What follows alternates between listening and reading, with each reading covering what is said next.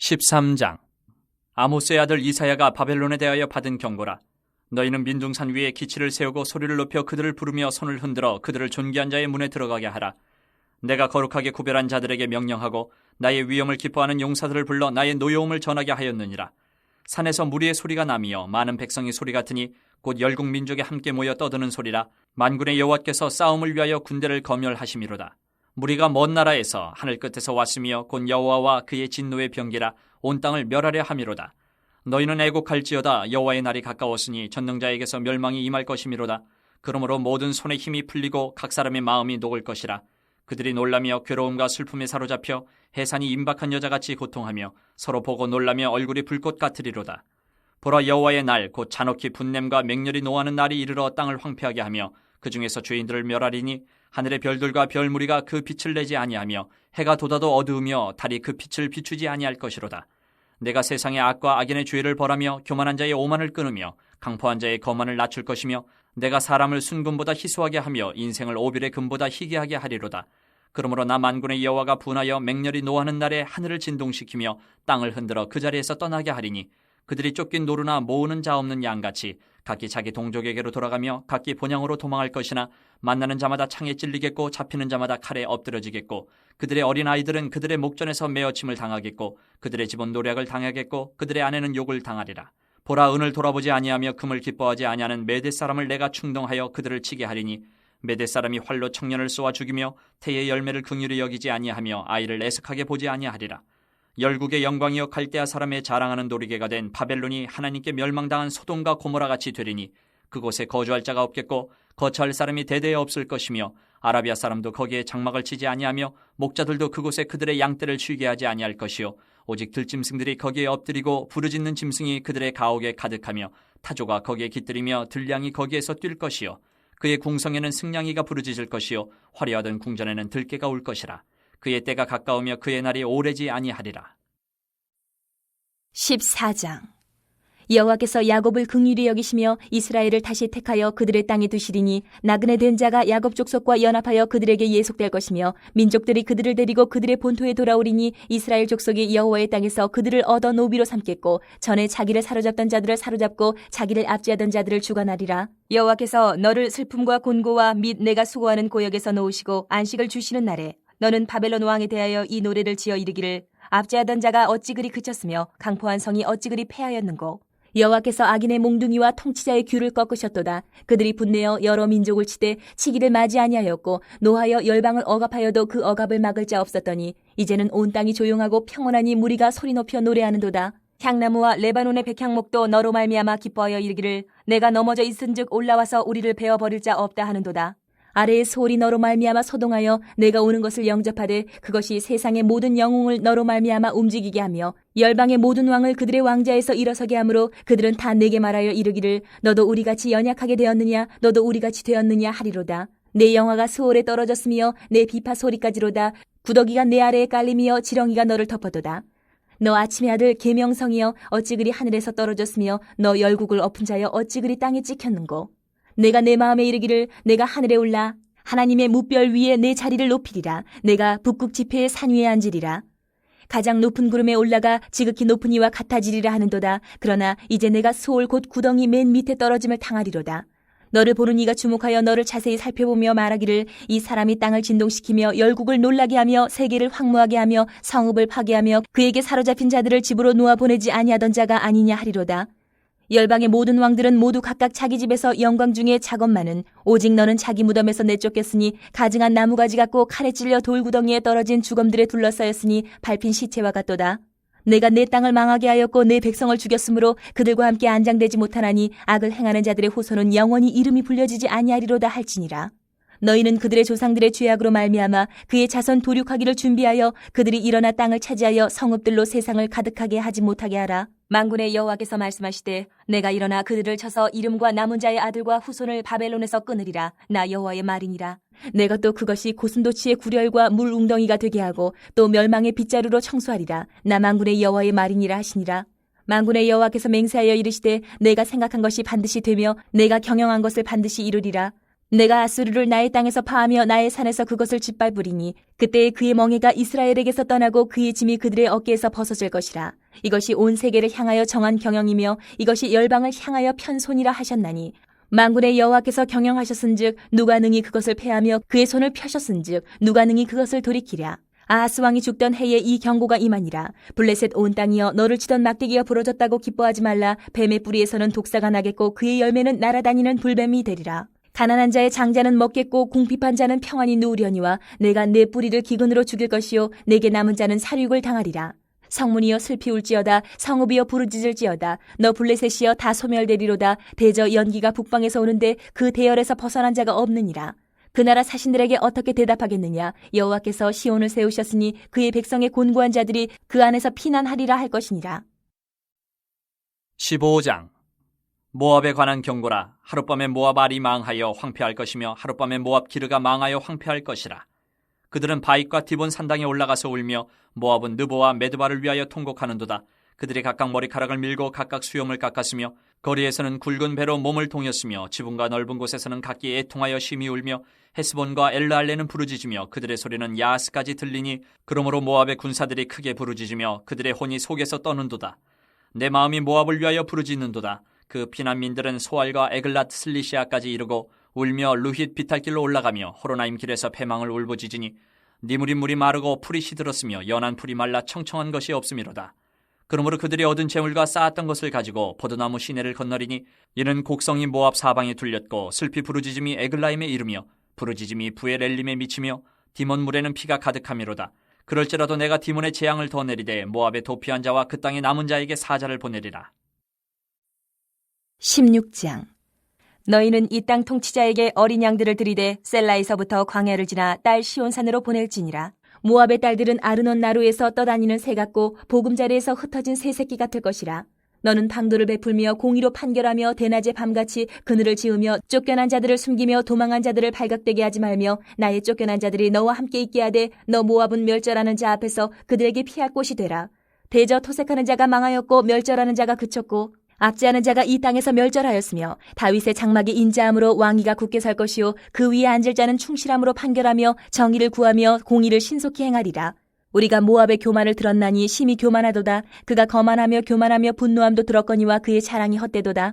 그러므로 모압이 모압을 위하여 통곡하되 다 통곡하며 길하레셋 건포도 떡을 위하여 그들이 슬퍼하며 심히 근심하리니 이는 헤스본의 밭과 신마의 포도나무가 말랐음이라.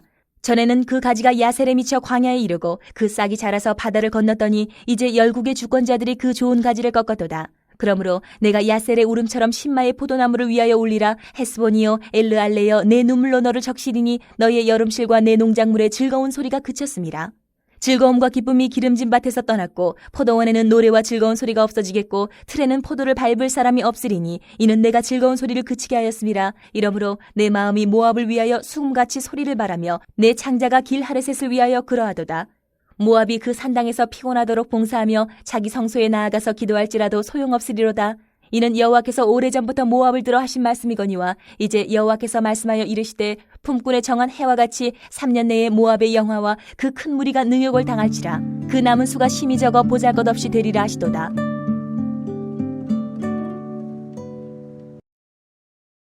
이사야서의 전반부인 1장에서 39장까지의 내용을 살펴보면 1장부터 12장까지는 유다왕 아하스 시대에 유다와 예루살렘을 대상으로 선포한 말씀으로 되어 있습니다. 28장부터 39장까지는 히스기야 시대에 유다와 예루살렘을 대상으로 한 말씀으로 이루어져 있습니다. 그리고 그 중간에 13장부터 27장까지는 민족들과 온 땅을 대상으로 선포한 말씀이 있습니다. 즉 바벨론, 모압, 다메섹, 애굽, 해변 광야, 두마, 아라비아, 환상의 골짜기, 두로에 관한 경고라는 말씀으로 시작하면서 죄와 심판을 선언하고 24장에서 27장까지는 온 세상을 향한 하나님의 심판의 말씀으로 마무리합니다. 예언의 대상이 유다에서 열방들로 바뀌었다는 것은 여호와 하나님이 이스라엘만의 하나님이 아니라 온 세상과 역사의 주권자이심을 보여주기 위함입니다. 유다가 국력이 약해 주변 나라들과 강대국에 의해 흔들리는 것이 아닙니다. 하나님이 세상의 민족들의 운명을 주관하시기 때문에 이 모든 일들이 일어난다는 것을 알라는 것입니다. 그리고 열국을 심판하시는 날이 이스라엘에게는 도리어 구원의 날이 됩니다. 13장과 14장은 바벨론의 멸망에 대하여 경고하시는 말씀입니다. 열방에 대한 경고에 있어 제일 먼저 바벨론의 멸망을 다루는 것은 다소 이상해 보입니다. 이사야가 활동하던 시대는 아수르 제국이 강력하게 지배하던 시기였고 당시 바벨론 역시 아수르 제국의 작은 속국에 불과했습니다. 그렇다면 제일 먼저 언급해야 하는 것은 아수르 제국의 멸망이어야 할 것입니다. 그런데도 아수르의 심판은 14장 24절에서 27절까지만 언급되어 있을 뿐입니다.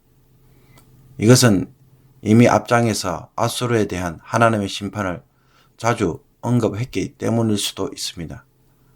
그러나 후에 이사야가 죽은 후 그의 예언들을 모아서 정리할 때는 이미 아수르에 대한 예언은 성취되었고 이제 남은 것은 신흥제국이었던 바벨론에 대한 예언의 성취 여부였을 가능성이 높았기에 이것을 제일 먼저 앞에 두었을런지도 모릅니다.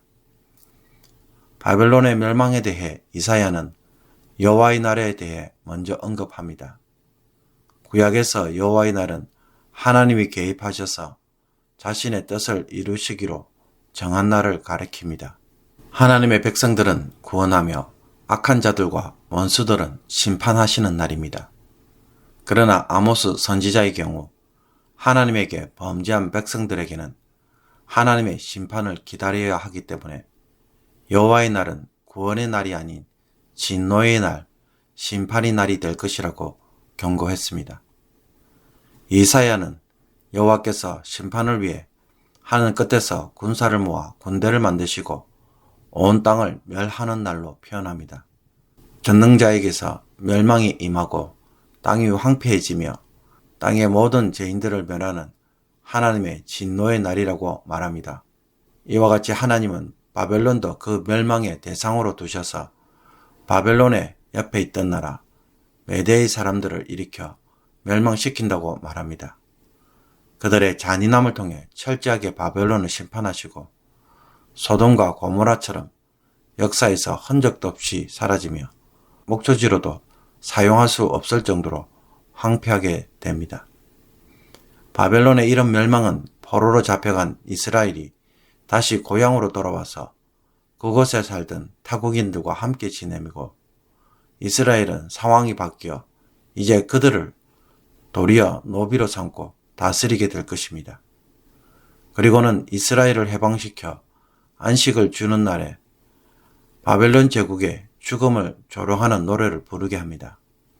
그 노래는 민족들을 두려움에 빠뜨렸던 폭군을 무너뜨린 하나님으로 인해 온 땅이 즐거워하고 심지어 조공으로 바친다고 함부로 벌목을 당하였던 향나무와 레바논의 백향목도 즐거워하며 서울에서는 이 폭군이 온다는 소식에 소동이 일어나게 될 것이라고 노래합니다. 또 최고로 높은 하나님의 자리까지 바라봤던 교만한 바벨론은 이제 가장 낮은 곳으로 떨어져서 서울에서조차 거처할 자리가 없어 구더기를 요로 지렁이를 이불로 삼게 됩니다. 그들의 시신은 매장도 되지 못하고 버려져서 일반 백성들보다 더 못한 최후를 맞이하고 교만하고 악행을 일삼는 자에게는 후손마저 남겨지지 않을 것을 노래하도록 합니다. 하나님은 바벨론의 이름을 땅에서 끊어지게 하시며 그의 후손을 멸절하여 다시는 일어서지 못할 정도로 폐허로 만들고 사라지게 될 것이라고 말씀합니다. 북이스라엘과 아람을 심판하고 유다를 돌이키게 하려고 하나님은 아수르를 사용했지만 아수르의 교만함으로 인해 하나님은 그 아수르를 심판하실 것을 계획합니다. 이 계획은 반드시 이루어질 것이라고 선포합니다. 그리고 이 심판을 통해 그들의 멍에 아래 있던 이스라엘이 자유로워질 것인데, 이를 통해 하나님께서는 자신이 열방의 주권자이심을 증명하실 것입니다. 아하스 왕이 죽던 해에 블레셋에 대한 신탁이 주어지는데, 당시에 아수르에게 호의적이지 않았던 히스기야가 왕위를 계승하자 아수르 문제에 대해 함께 의논하기 위해 협상단을 파견했던 것으로 보입니다. 그리고 너를 치던 막대기가 부러졌다고 하는 것을 보아 아수르의 왕의 죽음으로 다시 주권을 회복할 기회를 보며 좋아했던 블레셋에게 이사야는 아수르보다 더 강한 왕이 나타나서 더 혹독한 억압과 파괴가 임할 것이라고 선포합니다. 15장과 16장은 모압에 관한 경고입니다. 모압은 한밤중에 적의 기습을 받아 치명적인 패배를 당합니다. 남쪽 성읍 모압알과 모압기르가 함락당했다는 소식에 북부 지역에 있던 사람들은 산당에 올라가 국가적 재난에 울며 통곡합니다. 그러나 아무리 자신들의 신의 이름을 불러도 소용이 없습니다. 그것은 하나님에 의해 일어난 일이기 때문입니다. 비통한 울음을 듣고 최후의 보루 같았던 군사들마저 부러지는 소리에 낙심이 되어 용기를 잃습니다. 전란을 피해 떠나는 난민들이 길을 떠나지만 호로나임으로 가는 길에 호로나임이 멸망했다는 말을 듣고 울부짖습니다. 여기에 극심한 기근까지 임하여 모압 북쪽에서 시작한 애곡 소리가 모압 전역을 뒤덮습니다. 또 디몬 지역은 적의 칼에 수많은 주민이 살육을 당하여 물이 피로 넘치게 되는 재앙을 맞이할 것이라고 말합니다. 그러나 하나님은 이 재앙이 끝이 아니며 여기에 재앙을 더 내려 모압에 도피한 자와 그 땅에 남은 자에게 재앙을 가져올 사자를 보낼 것이라고 말합니다. 이런 재앙에 선지자는 모압의 통치자들에게 자신들의 도움이 시온에 있음을 가르쳐 줍니다. 살기를 원한다면 유다에 조공을 보내고 유다의 봉신이 되어 하나님의 도움을 받을 수 있다는 것입니다.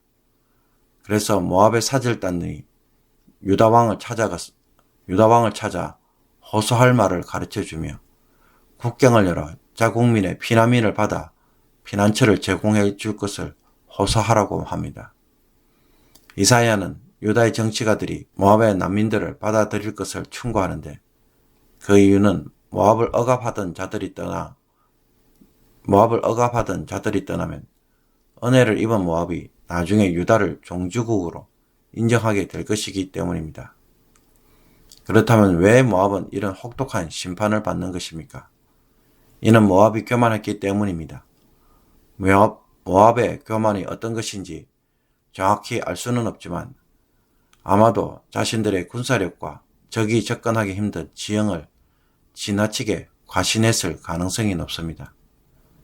여기에 대한 하나님의 심판은 모압의 풍요롭고 자랑스러운 농산물인 포도나무가 말라 항파하게 될 것이라는 것입니다. 한때 사방으로 뻗어나갔던 포도나무 가지는 다른 민족의 통치자들에 의해 꺾여집니다.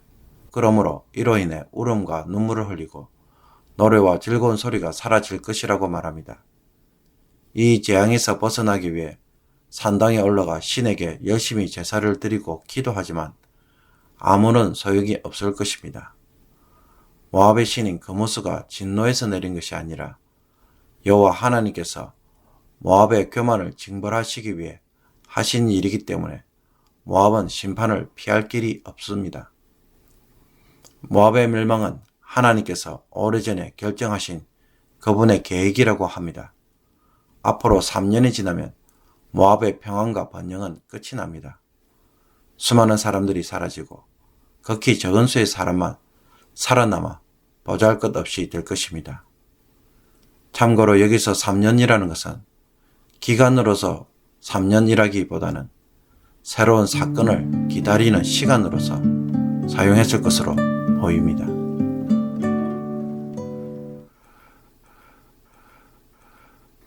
오늘의 묵상 본문은 13장 1절에서 16절까지의 말씀입니다.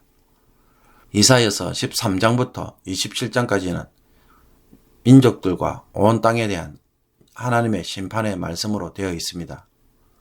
선포의 대상이 유다와 예루살렘에서 여러 민족들로 바뀐 것입니다. 13장은 그 민족들 중에 제일 먼저 바벨론에 대하여 경고하시는 말씀입니다.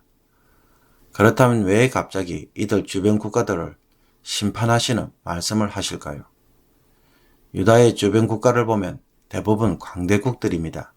애굽, 아람, 아수르, 바벨론 등과 같은 나라들은 항상 유다의 국가적 운명을 자기 마음대로 결정할 수 있는 강력한 힘을 가진 것처럼 보입니다.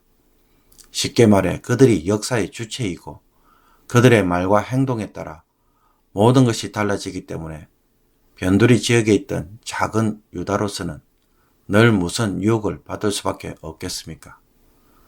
살아남기 위해서는 이들 주변 강대국들의 눈치를 늘 봐야 했으며 그들의 힘을 의지하는 데서 살 길을 찾아야 한다는 것이었습니다. 이런 유다에게 하나님은 이사야를 통해 어떤 말씀을 주십니까?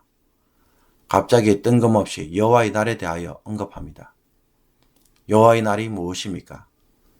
여호와의 날이라는 것은 하나님이 어느 날 역사에 개입하셔서 자신의 뜻을 이루시기로 정한 날입니다. 이때 하나님의 백성들은 구원하고 악한 자들과 원수들은 심판하시는 날이 여호와의 날입니다. 그렇다면 여호와의 날에 이스라엘을 괴롭게 한 이방 민족들은 어떻게 되겠습니까? 결단코 하나님의 심판을 피해갈 수가 없습니다. 5절입니다. 무리가 먼 나라에서 하늘 끝에서 왔으며 곧 여호와와 그의 진노의 변기라 온 땅을 멸하려 함이로다. 하나님의 군대에 의해 심판문을 받기 때문에 또 이 날은 애곡하는 날입니다. 너희는 애곡할지어다. 여호와의 날이 가까웠으니 전능자에게서 멸망이 임할 것이므로다. 그러므로 여호와의 날이 보여주는 것이 무엇입니까? 오직 하나님만이 세상의 강대국의 운명을 결정짓기에 역사의 주인공은 결코 이방 민족들, 강대국들이 아니라는 것입니다. 하나님의 메대를 불러 바벨론을 멸망시키는 이유도 바로 여기에 있습니다. 만약 유다가 이것을 볼 수 있다면 어떻게 됩니까? 하나님의 백성을 대적하는 나라들의 운명을 볼 수 있다면 그들을 굳이 의지할 필요가 없을 것입니다. 열국의 자랑이요 갈대아 사람들의 자랑이며 아수르 제국도 무너뜨린 바벨론도 무너지고 소돔과 고모라처럼 멸망당하고 들짐승만 거하는 항만 땅으로 변한다면 유다가 바벨론을 두려워할 필요가 전혀 없을 것입니다. 그런데도 안타깝게 유다는 여호와의 날을 믿으면서도 여전히 자신의 운명을 하나님보다는 강대국의 힘에 의존했습니다. 외교적 정책과 수단을 통해 살아남는 방법을 찾았습니다. 왜 그렇습니까? 눈에 보이는 것을 먼저 바라보았기 때문입니다. 열왕기하 6장에서 아람 왕이 엘리사를 잡으려 군사들을 보내어 엘리사가 살고 있는 성읍을 둘러싼 적이 있습니다. 아침에 이 모습을 본 사환이 보고는 놀라며 절망합니다. 그때 엘리사가 말합니다. 두려워하지 말라. 우리와 함께한 자가 그들과 함께한 자보다 많으니라. 그리고는 그것이 사실임을 알도록 해주기 위해 사한의 눈을 열어 보게 합니다. 불말과 불병거가 산에 가득하여 엘리사를 둘렀더라. 불말과 불병거는 만군의 여호와의 임재를 상징하는 것입니다. 하나님이 강력한 군대로 엘리사를 지키고 계심을 보여주신 것입니다. 눈에 보이지 않는다고 해서 그것이었거나 아무 일도 일어나지 않는 것이 아닙니다. 눈에 안 보여도 있는 것은 있고 하나님은 우리를 위해 일하고 계십니다. 공기가 안 보여도 숨을 쉬는 것을 통해 경험하듯 우리도 안 보여도 믿고 순종할 때에 체험한다고 말씀하시는 것입니다. 그러므로 오늘 하루를 시작하면서 성령께서 나의 심령에 도전하시는 것이 무엇이겠습니까?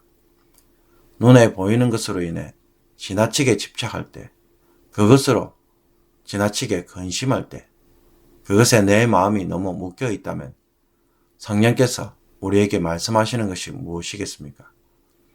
내가 너의 삶을 이끌어가고 있는데 왜 너는 다른 사람이 그 일이, 그 문제가 너의 인생의 길을 열고 닫는 것처럼 착각하고 그래서 괴로워하고 있다고 말씀하지 않으시겠습니까?